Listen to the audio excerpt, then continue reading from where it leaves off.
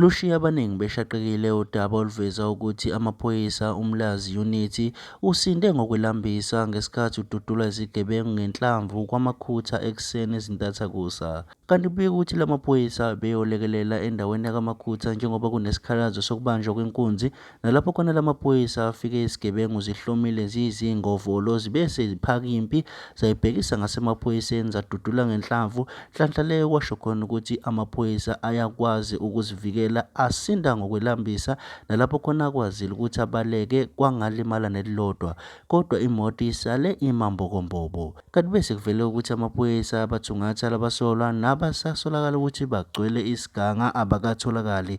Kanti amalungu omphakathi abesenxusa ukuthi kuyacela ukuba i-NIU ingenelele ngoba iyakwazi ukusheshe ilungise isimo esifana nalesi uma kunabantu asebekhathazile. Mokulethu uhle TV na ungashiyela kuma-comment usitshela ukuthi kuthini ukuphawula kwakho ngalolu daba lalesi senzo salezi zigebengu. Ungakhohlwa ukuncofoza subscribe button ukuze siqhubeke sikwethulela zonke ezingenayo.